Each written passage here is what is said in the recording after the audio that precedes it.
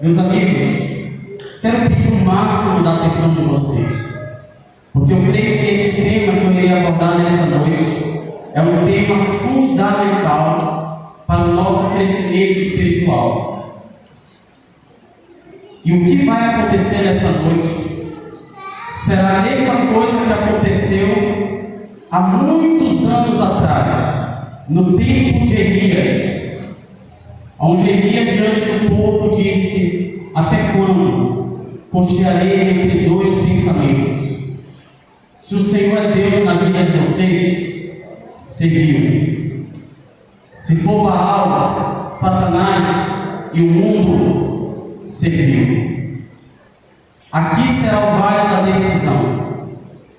E esta decisão vai comprometer para a vida vindoura, para a vida eterna ou para a morte eterna. Você terá que tomar uma decisão. De que lado você vai permanecer? Hoje eu gostaria de trabalhar com vocês o tema: como identificar a igreja verdadeira? Porque hoje nós vivemos em um mundo onde diz que todos os caminhos conduzem a Deus. Eu não sei quantos acompanham a Rede Globo de televisão, ou como é conhecido como a Rede Esgoto de televisão, que só propaga tudo aquilo que não agrada a Deus. No programa da Fátima Bernardes, que era apresentada por essa mulher, ela trouxe alguns líderes de várias denominações: cristã, budista, hinduísta, líderes de várias religiões. E aí, um desses líderes tomou a palavra e disse: olha, eu quero louvar o Deus Todo-Poderoso, porque isso aqui demonstra que todas as religiões podem nos conduzir a Deus. Ou seja, não importa de qual religião você faça parte, se ela fala de Deus, permaneça nessa religião. Será que a Bíblia concorda com esse tipo de pensamento? Abra, por favor, a sua Bíblia no Evangelho de João, no capítulo 10. Evangelho de João, no capítulo 10.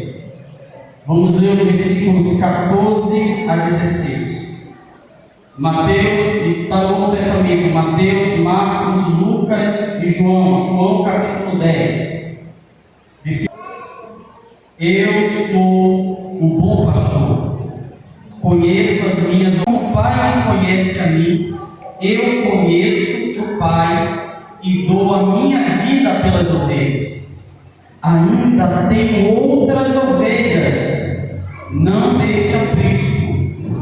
A mim me convém conduzi-las, elas ouvirão a minha voz, então haverá um rebanho e um pastor. Olha para mim, por favor. A pergunta que eu faço é: quem é o bom pastor nesta passagem? Jesus. Quem são as ovelhas? Nós somos as ovelhas. O que simboliza o aprisco? A igreja, o local onde foi designado para reunir essas ovelhas. Só que Jesus nos diz que há outras ovelhas que não fazem parte do aprisco. Então existe um aprisco que pertence ao verdadeiro pastor, mas existem outras ovelhas que não estão neste aprisco que pertence ao verdadeiro pastor, mas estão em outros apriscos, em outras religiões, em outras denominações. Mas a Bíblia diz que Deus tem um povo especial. Deus tem um remanescente, e esse remanescente está dentro do aprisco, quando fora do aprisco. A Bíblia diz que as ovelhas que estão fora do aprisco, elas ouvem a voz do pastor. E elas permanecem no mesmo lugar onde elas estão? Não. Elas ouvem a voz do pastor, e aí vai se concretizar o que diz o versículo 16, acompanhe comigo. Ainda tem outras ovelhas no deste aprisco, a mim me convém conduzi-las, ou seja, não é o homem que a conduz para o verdadeiro aprisco, é o próprio Deus que as conduz de volta ao aprisco. Elas ouvirão a minha voz. Então, haverá o que, meus queridos? Um só rebanho e um só pastor, ou seja, chegará um tempo em que não haverá divisões, haverá um único povo, uma única religião e um único Deus verdadeiro a quem deve ser adorado, a quem se deve adorar. Meus queridos, quando nós tratamos acerca de religião, eu não sei se você já se perguntou, por que nós somos seres religiosos? Por que muitas vezes nós buscamos o transcendente? Por que muitas vezes nós precisamos da religião para encontrarmos o sentido para a nossa vida? É interessante aqui um autor chamado Dostoiévski, pensando acerca do ser humano que é religioso, ele vai dar um motivo pelo qual o ser humano procura a religião. Ele vai dizer: existe no homem um vazio do tamanho de Deus, ou seja, existe em você um vazio, e esse vazio precisa ser preenchido. Se você não preencher com Deus, você vai preencher com outras coisas, com sexo, com a pornografia, com a masturbação, com bebidas alcoólicas, com drogas, com o mundo, com festas. Se você não preencher esse vazio que está no teu coração com Deus, você vai preencher com outras coisas. O ser humano sente a necessidade de que haja Deus, de que haja um ser transcendente. Dostoiévski, ele era um cristão, só que até no ateísmo, pessoas reconhecem que o ser humano nasce voltado para o ser transcendente.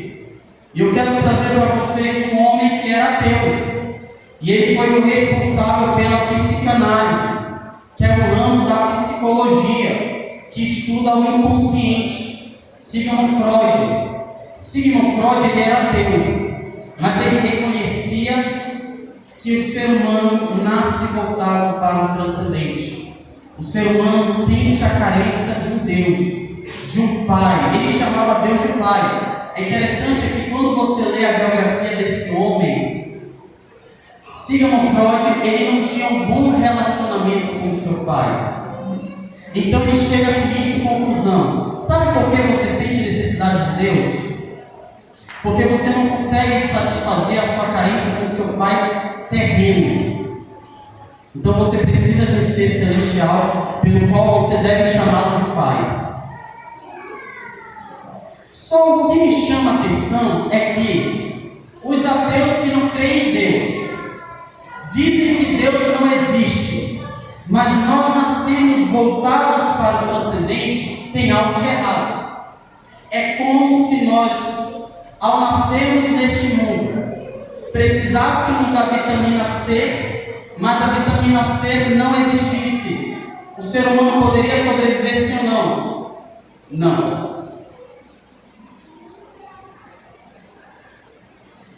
Então, se o ser humano nasce voltado para o transcendente, para a necessidade de Deus, logo esse Deus precisa existir. E é interessante que esta conclusão não pertence apenas à religião cristã.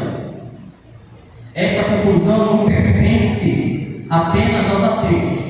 Mas um homem, muitos anos atrás, antes da existência de Dostoiévski e Sigmund Freud, O homem já havia chegado a essa conclusão, e eu me refiro ao sábio Salomão. Salomão, o homem mais sábio da terra, o homem pelo qual nenhum ser humano, cujo conhecimento e sabedoria conseguiu chegar aos pés desse homem. Salomão, em Eclesiastes, no capítulo 3, versículo 11, ele vai nos dizer: ele fez tudo apropriado ao seu tempo, também pôs no seu coração, o quê? O anseio pela a eternidade. Mesmo assim, ele não consegue compreender inteiramente o que Deus fez. Ou seja, antes de Sigmund Freud chegar à conclusão que nós nascemos voltados para o transcendente, que nós viemos a este mundo com a carência de Deus, sentindo a necessidade de Deus. Antes de Dostoiévski chegar para nós e dizer: olha, você tem um vazio no tamanho de Deus, Salomão olha para mim e para você e diz: sabe por que você tenta preencher esse vazio com coisas do mundo e até com a própria religião? Porque Deus pôs no teu coração a eternidade. E você só poderá satisfazer esta carência se você se aproximar daquele que é eterno, não daquilo que é passageiro. Então podemos chegar à conclusão de que o ser humano nasce voltado para o transcendente. E para esse ser humano se conectar com o transcendente, ele precisa do quê? Da religião. Porque um dos significados ou um dos propósitos da religião é religar algo que um dia foi cortado. Quando você estuda o livro de Gênesis, que é a base para a nossa compreensão da palavra de Deus como um todo, você percebe que o ser humano nasceu, o ser humano foi criado para se relacionar com Deus. Mas com a entrada do pecado, esse relacionamento foi rompido. O homem não pode ver Deus, o homem não poderia contemplá-lo. Por quê? Porque se o homem contemplasse a Deus, ele seria fulminado. Então Deus utiliza da religião para se revelar à humanidade. Só que fazendo uma pesquisa, nós podemos chegar à seguinte conclusão: que ao redor do mundo há mais de 40.000 a 60.000 religiões diferentes em todo o mundo. Se você andar nos 4 cantos dessa terra, você vai se deparar com essas 60.000 religiões que têm um único propósito: religar. Dentre essas religiões, eu quero destacar as que são principais. O budismo, que até hoje tem ainda um debate se isto daqui é uma religião ou apenas uma linha filosófica, mas alguns colocam o budismo como uma religião. O candomblé, uma religião de matriz africana.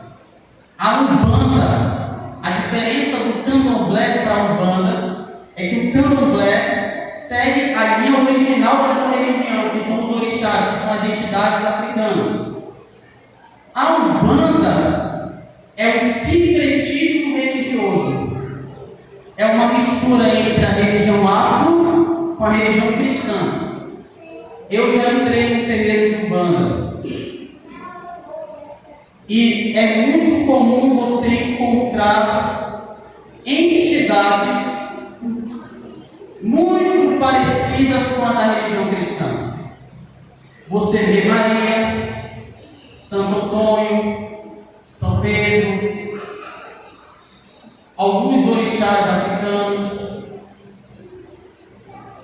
E por incrível que pareça, eu tive contato com uma pessoa que ela era responsável, pelo menos ali para aquele terreiro, A minha visita lá foi mais por uma questão de pesquisa.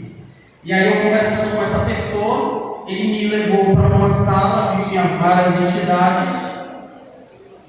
E aí eu olhei e vi um quadro de Cristo, de Jesus.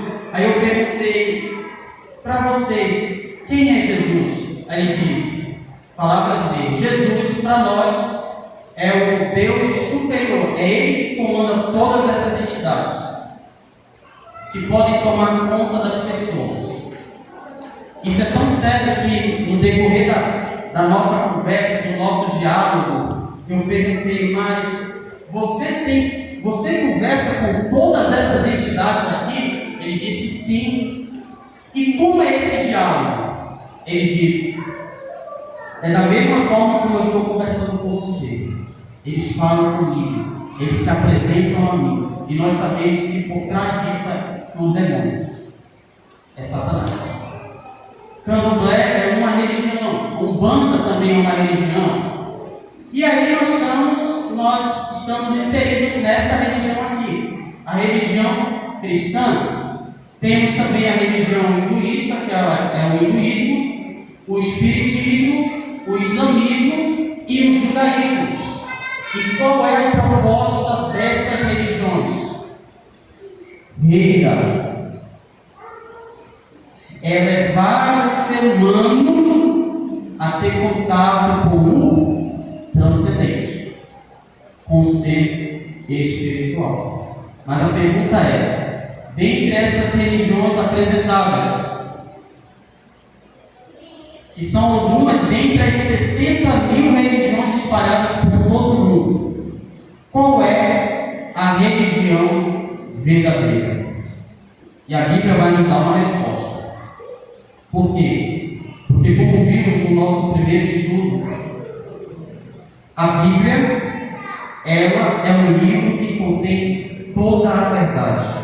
A Bíblia é a nossa única regra de fé, doutrina e prática. Então, se nós queremos saber do porquê nós existimos, qual o propósito da nossa existência, de onde nós viemos, o propósito da nossa existência e para onde nós vamos, precisamos olhar para a Bíblia. E eu faço uma pergunta: todos são filhos de Deus, sim ou não? Levante a mão se você concorda. Todos são filhos de Deus? Todos são filhos de Deus, sim ou não? Quem acha que sim? Levante a mão. Ok, pode abaixar. Quem acha que não? Quem não é nem do sim nem do não? Ok. Eu vou modificar a pergunta. Todos somos criaturas de Deus, sim ou não? João capítulo 14, versículo 6, o próprio Cristo vai dizer, respondeu Jesus, eu sou o caminho e a verdade e a vida, ninguém vem ao Pai senão por estas palavras. Jesus exclui todas as religiões, budista, umbanda, candomblé, islamismo, judaísmo. Jesus disse, você quer conhecer a Deus? Você quer saber qual é a religião verdadeira? Aqui está. Eu sou o caminho, a verdade e a vida. Jesus não disse, eu sou um dos caminhos, uma das verdades. Não. Jesus foi radical. Eu sou o caminho, a verdade e a vida. A tal ponto que C.S. Lewis ele vai dizer, ou Jesus ele era um mentiroso. Diante destas palavras aqui, podemos chegar à seguinte conclusão: ou Cristo era um mentiroso, ou ele era um lunático, ou ele era Deus. Se ele disse essas palavras, mas não refletem a verdade, então ele é um mentiroso. Se ele diz algo que era, mas ele não era, então ele era um mentiroso. Se ele disse o que ele disse, achando que era, então ele era um lunático, ele era um doido. Agora, se se Ele é aquilo que Ele disse ser, então Ele é Deus. E se Ele é Deus, todos devem se prostrar diante dEle. João capítulo 1, versículo 12, mas a todos quantos o receberam, receberam a quem? Recebeu Jesus em suas vidas, deu-lhes o poder de serem feitos filhos de Deus, a saber, aos que creem no seu nome. Ou seja, nem todos são filhos de Deus. Você só pode ser filho de Deus se você aceitar a Cristo como seu Salvador pessoal. Porque quando você aceita Cristo como seu Salvador, você passa a ser um filho adotivo. Nós somos filhos por adoção. Ou seja, toda religião que não crê que Jesus é o único caminho, a única verdade e a vida eterna, estes que fazem parte dessas religiões, que não propagam esta ideia aqui, não são filhos de Deus. Só pode ser filho de Deus se aceitar a Cristo como seu Salvador pessoal. Nem todas as religiões conduzem a Deus. O cristianismo é a única religião que nos religa ao único e verdadeiro Deus. Só que, quando você abandona essas religiões e vai para dentro da religião cristã, você se depara com algo surpreendente. É interessante que nesse livro aqui, que foi publicado em 2017, em comemoração aos 1500 anos da reforma, aos 500 anos da reforma protestante, este autor vai nos dizer o seguinte, falando da religião cristã, diz: ao se desvincular do catolicismo, Lutero formou uma nova igreja. Anos depois, Calvino formou a sua, Zwinglio outra, e assim por diante. A cada década, novas denominações surgem de acordo com dados global do cristianismo. Em uma pesquisa feita em 2017, anunciou que existem mais de 47 mil denominações cristãs catalogadas. Isso aqui foi no ano de 2017. Imagine neste ano de 2025. Isso é apenas um número de igrejas catalogadas, que estão registradas, tirando aquelas igrejas que são fundadas em fundo de quintal. E se você for em cada denominação, toda denominação vai dizer: nós temos a verdade. Nenhuma denominação vai chegar para você e vai dizer: olha, você pode até fazer parte da nossa igreja, mas a gente não tem toda a verdade. Nenhuma denominação vai dizer isso para você. Todas as denominações dizem que tem a verdade. E aí você lida com um conflito. Por quê? Porque há uma denominação que diz que tem que guardar o sábado. A outra denominação diz que tem que guardar o domingo. Aí tem outra denominação que diz que não tem que guardar dia nenhum. Tem uma denominação que diz que quando a pessoa morre, ela espera a ressurreição. Outra denominação diz que quando a pessoa morre, ela vai para o céu, para o inferno, para o purgatório. Uma denominação diz: olha,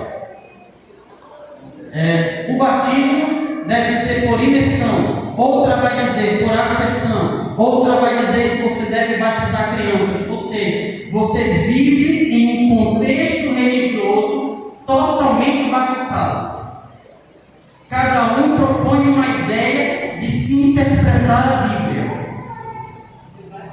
A pergunta é: qual destas denominações que se dizem cristãs é a única verdadeira? Aquela que tem todo o conhecimento da verdade, aquela que tem toda a verdade. Como nós vimos nessa pesquisa, há mais de 47 mil denominações cristãs catalogadas, fora as que são fundadas, as que surgem em fundo de quintal. Mas a Bíblia, ela nos apresenta duas igrejas. Uma igreja é a verdadeira e a outra é a falsa. Abra, por favor, sua Bíblia, Apocalipse no capítulo 12, último livro da Bíblia. Apocalipse no capítulo 12, versículos 1 ao 4. Viu-se grande sinal no céu, a saber, uma mulher, vestida do sol, com a lua debaixo dos pés, e uma coroa de 12 estrelas na cabeça, que, achando-se grávida, grita com as dores de parto, sofrendo tormentos para dar luz. Viu-se também outro sinal no céu, e eis um dragão, grande e vermelho, com 7 cabeças e 10 chifres, e nas suas cabeças 7 diademas. A sua cauda arrastava a terça parte das estrelas do céu, as quais lançou para a terra, e o dragão se deteve em frente da mulher que estava para dar luz, a fim de lhe devorar o filho quando nascesse. O livro do Apocalipse é um livro simbólico. Isso não quer dizer que não haja literalidade no livro do Apocalipse, mas uma boa parte do livro do Apocalipse é simbólico. E quando você lê Apocalipse no capítulo 12, João está se utilizando de simbologias para explicar algo espiritual, algo que está além do nosso contexto material. A Bíblia, em Apocalipse 12, nos apresenta uma mulher. Essa mulher, ela tinha algumas características. Ela estava vestida de sol, com a lua debaixo dos pés, uma coroa com 12 estrelas. Ela estava grávida, ela estava prestes a dar luz. E a Bíblia diz que se aproximou desta mulher um dragão. Nós sabemos que dragão é o símbolo de Satanás. Dragão é o símbolo de Satanás. A pergunta é: o que significa mulher em profecia? Mulher em profecia, quando você estuda os textos de Efésios no capítulo 5, versículo 22 e 32, Cânticos no capítulo 6, versículo 10, Isaías no capítulo 54, versículo 5 a 6, a Bíblia nos apresenta que por trás da mulher, por trás do símbolo da mulher, a mulher representa a igreja. Por trás de uma mulher existe o povo de Deus. Mulher em profecia é a representação do povo de Deus, do Antigo Testamento e do Novo Testamento.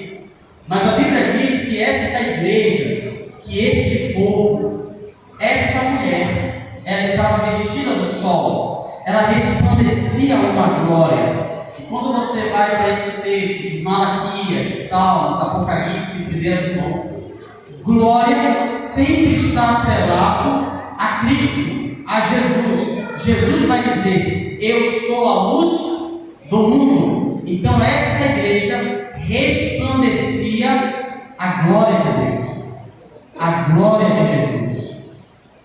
Mas também ela tinha uma lua debaixo dos seus pés, que representa o sistema do sacrifício do Antigo Testamento, que aponta para o sacrifício de Jesus. Ou seja, eles têm, este povo tem Jesus como centro da sua mensagem, e o seu sacrifício é a base para mostrar ao mundo que sim, existe uma solução e que você pode ser salvo da condenação eterna. Mas essa mulher também, ela tinha uma coroa, que em profecia coroa é símbolo de vitória, é uma igreja vitoriosa, mas esta coroa tinha 12 estrelas, e essas 12 estrelas representavam as 12 tribos de Israel, porque a nação de Israel foi formada por 12 tribos, e já no Novo Testamento a igreja foi fundada e firmada no ensino dos 12 apóstolos. Meus queridos, quando você lê todo o Apocalipse capítulo 12, esta mulher, ela tem um inimigo, Satanás. E a Bíblia diz que esta mulher foi perseguida pelo diabo. A igreja de Deus, durante 3 séculos, foi perseguida pelo Império Romano, a tal ponto que a Bíblia diz que esta mulher, ela vai para o deserto. E encerra-se o capítulo 12, o dragão indo para o deserto para perseguir essa mulher, para devorar essa mulher. A pergunta é: o dragão alcançou a mulher, sim ou não? Vá comigo para Apocalipse no capítulo 17. O capítulo 12 encerra-se esta igreja pura indo para o deserto. Veja como Apocalipse 17 começa. Apocalipse capítulo 17, versículo 3 a 6. Meu Deus. Apocalipse capítulo 17, versículo 3. Transportou-me o anjo em espírito a um deserto, e vi uma mulher montada numa besta escarlate, besta repleta de nome de blasfêmia, com 7 cabeças e 10 chifres. Versículo 4. Achava-se a mulher vestida de púrpura e de escarlata, adornada de ouro, de pedras preciosas e de pérolas, tendo na mão cálice de ouro, transbordante de abominações e com as imundícias da sua prostituição. Na sua fronte achava-se escrito um nome, um mistério: Babilônia, a grande, a mãe das meretrizes e das abominações da terra. E vi a mulher embriagada com sangue dos santos e com o sangue das testemunhas de Jesus. E quando a vi, admirei-me com grande espanto.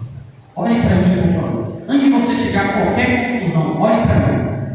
João já havia visto besta, dragão, terremoto, pragas. Ele já havia visto de tudo. Só que você não vê João ficando surpreso, João se espantando. Só aqui no capítulo 17, que João vê esta mulher montada numa besta e ele leva o espanto. Por quê? Porque essa igreja que começa pura lá no livro de Atos, que foi perseguida durante 3 séculos pelo Império Romano, Deus olha para João e diz: João, essa igreja que começa pura, ela vai se apostatar. Ela vai se apostatar. A tal ponto que, como nós vimos, mulher é uma representação da igreja, do povo de Deus, ou do povo maligno nessa ocasião aqui. Pedras preciosas e pérolas representam a riqueza adquirida por meio do engano. No 4º século, a religião cristã se uniu com o Estado. Uma igreja que era perseguida, agora passa a ser a religião do império.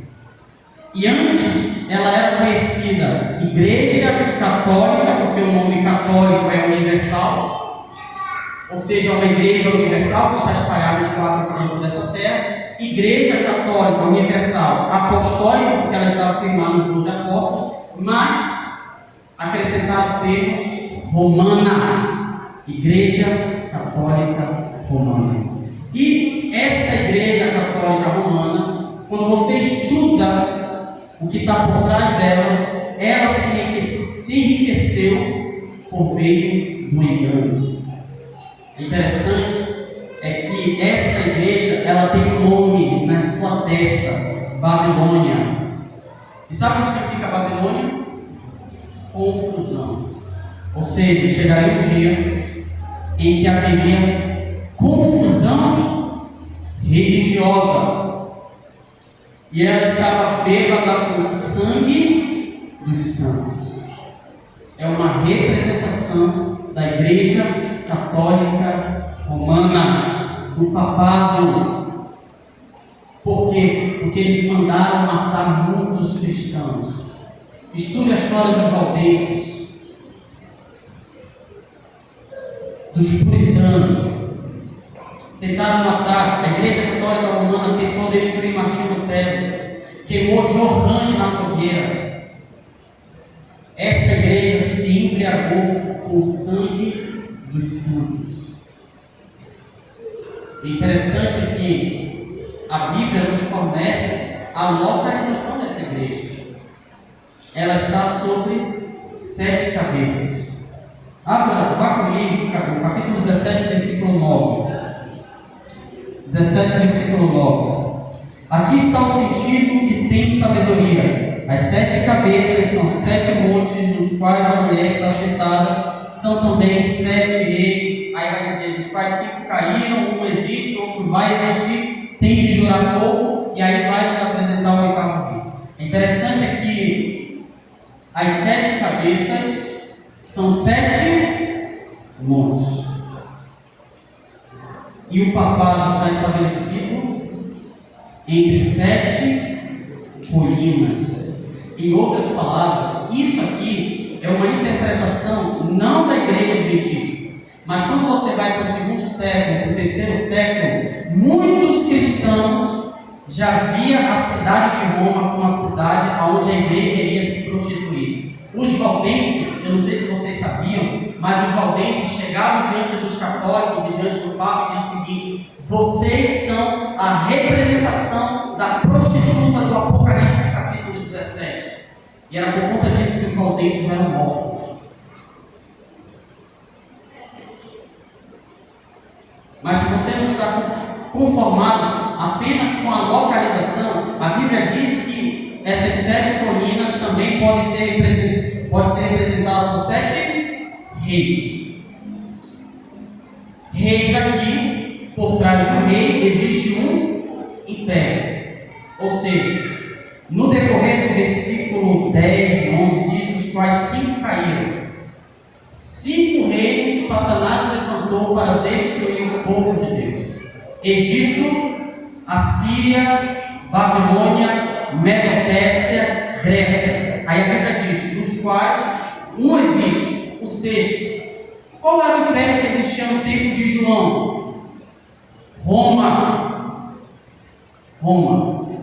A Bíblia diz que viria um outro que iria durar por pouco tempo, que é a representação de Roma, não agora Roma imperial, mas agora Roma religiosa, símbolo do papado. Ou seja, o Apocalipse nos apresenta que esta igreja iria se aposentar. Mas também a Bíblia vai dizer em Apocalipse, no capítulo 17, versículo 5, que ela é a mãe. E toda mãe tem o quê? Filhos. A Bíblia diz que ela é a mãe das meretrizes e das abominações. Ou seja, esta igreja, que é o símbolo de apostasia, ela também tem suas filhas. E mesmo as suas filhas discordando de alguns pontos da mãe, ela concorda com outras. Ela concorda com a mãe em alguns aspectos.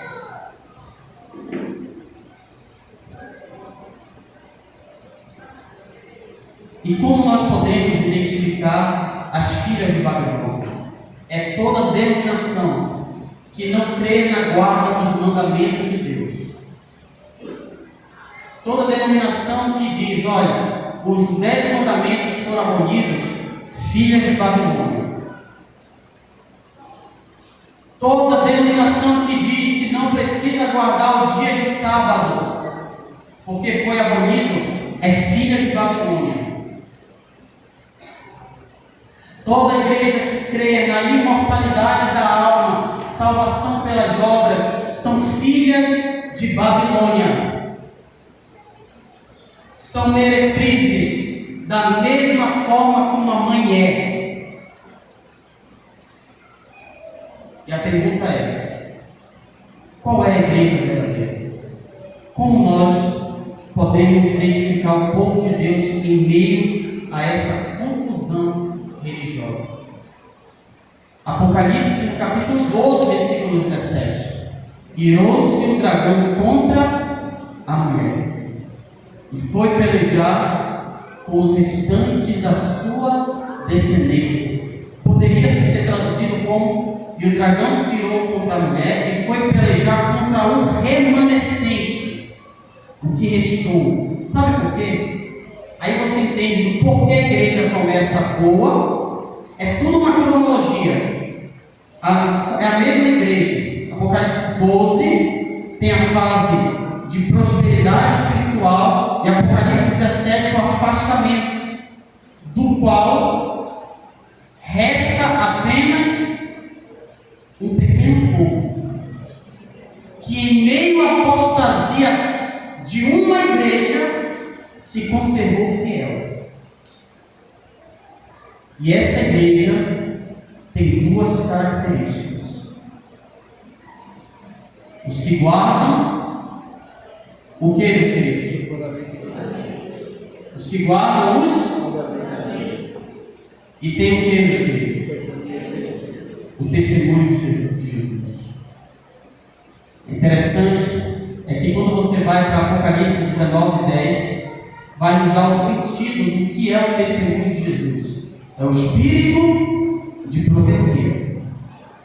É o espírito de profecia. Ou seja, chegaria um tempo da história da humanidade aonde haveria um povo que guardaria os 10 mandamentos, inclusive o sábado, e teria no meio do povo dele a manifestação do dom profético. Ou seja, haveria um profeta verdadeiro para os últimos dias.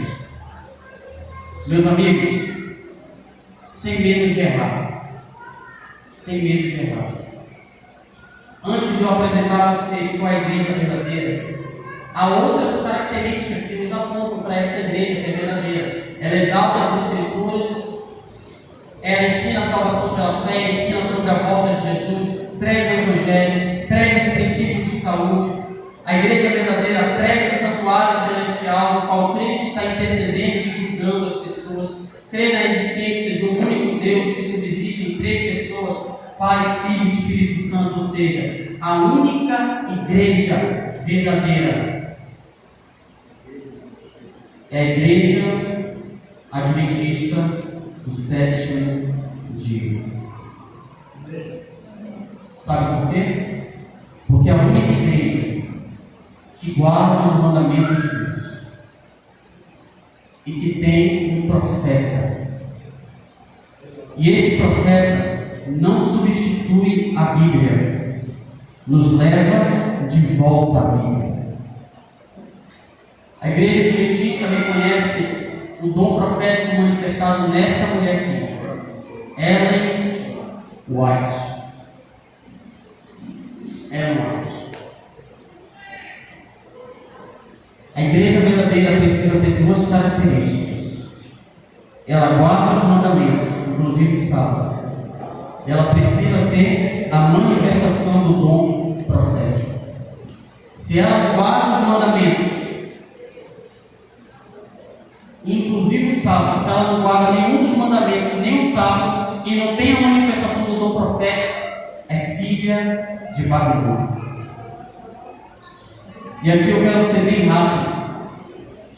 Qual deve ser a conduta daqueles que querem fazer parte do povo remanescente? Primeiro, na família. Efésios 5, 22 a 23. As mulheres precisam ser submissas aos seus maridos, e enquanto os maridos precisam amar a vossa mulher como Cristo amou a igreja.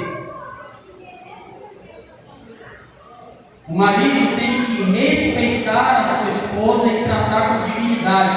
Se ele não faz isso, sua oração não é ouvida pelo próprio Deus. Se eu estou falando para homens que maltratam suas esposas, não ouse falar o nome de Jesus. Você, na verdade, é filho do diabo. E as suas orações não são ouvidas por Deus se você maltrata a sua esposa. Pedro vai aconselhar que os maridos devem tratar suas esposas com dignidade, devem amar, se possível, dar sua vida por elas. E os filhos devem obedecer aos vossos pais, porque é um mandamento com promessa. Na sociedade, precisa-se ser praticado a honestidade. Todo aquele que faz parte do remanescente, ele precisa ser honesto. Aquele que quer fazer parte do remanescente precisa cuidar do seu corpo, porque é templo do Espírito Santo, e ele deve evitar as obras da carne. Deve também ter uma vestimenta que glorifique a Deus. Deve-se evitar, de acordo com a Bíblia, enfeites, joias. Deve-se abandonar tudo isso, porque a beleza do homem e da mulher não estão nas joias, mas está onde? No caráter. E precisa se afastar totalmente do mundo, abandonar as velhas práticas mundanas, porque João vai dizer: porque tudo que há no mundo, concupiscência da carne, e a concupiscência dos olhos, e a soberba da vida, não é do Pai, mas do mundo. O mundo passa e a sua concupiscência, mas aquele que faz a vontade de Deus permanece para sempre. Porque eu preciso abandonar o mundo, porque as coisas do mundo são passageiras, mas as coisas de Deus são eternas. E isso é o que vale. Qual é o apelo de Deus para mim e para você? O apelo de Deus se encontra em Apocalipse, no capítulo 18, versículo 4. Ouvi outra voz do céu dizendo: retirai-vos dela, povo meu, para não ser cúmplices em seus pecados, e para não participares dos seus flagelos. Em outras palavras, o apelo de Deus é: saia de Babilônia. Há muitas pessoas nesta noite que estão na Babilônia, que estão em denominações que não pregam a verdade.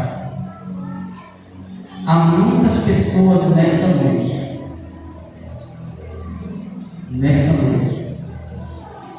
que estão longe dos caminhos de Deus e precisam voltar.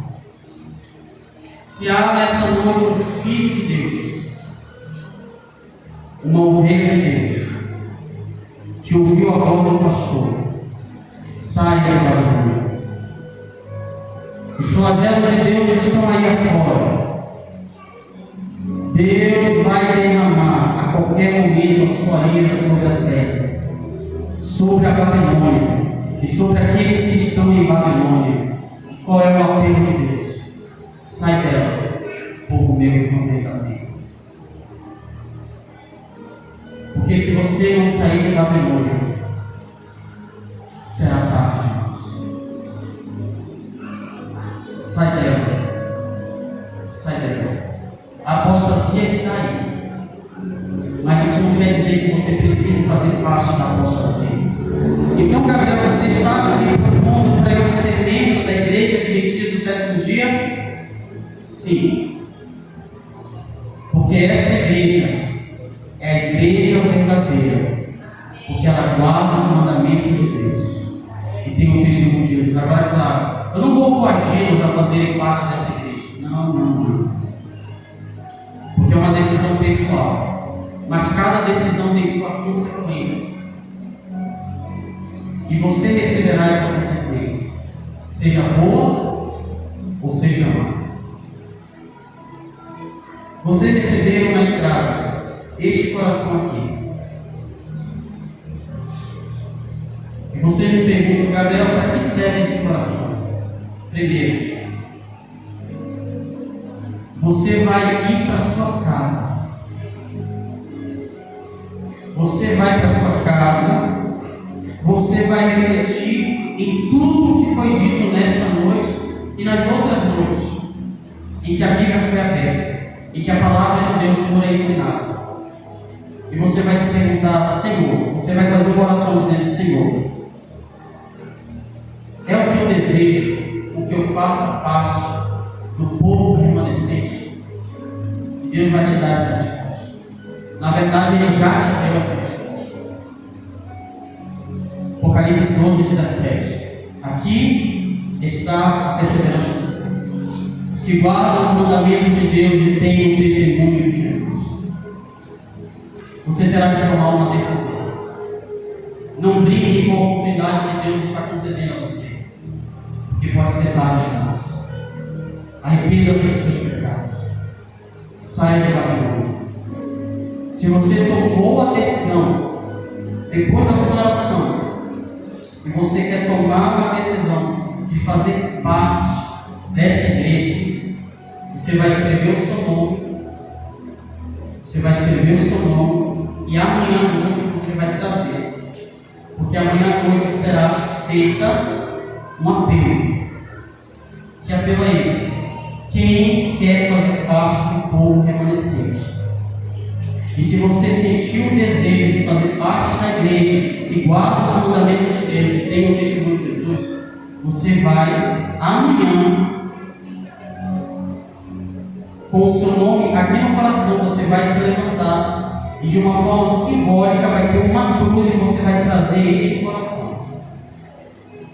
Mas, meus queridos, tome esta decisão consciente. Deus está dando uma oportunidade. A pergunta é: de que lado você fará parte? Não fique indeciso. Ou você vai optar pela igreja de Deus ou pela Babilônia. Você terá que tomar essa decisão. Feche seus olhos. Eu vou fazer uma oração para a tua vida. Permaneça do jeito que você está. Só feche os seus olhos. Eu vou orar por você, para que o Espírito Santo alcance o seu coração. E aí eu vou parar a oração e vocês ouvirão o louvor. Enquanto vocês estiverem ouvindo este louvor, tome a decisão de fazer parte da igreja remanescente.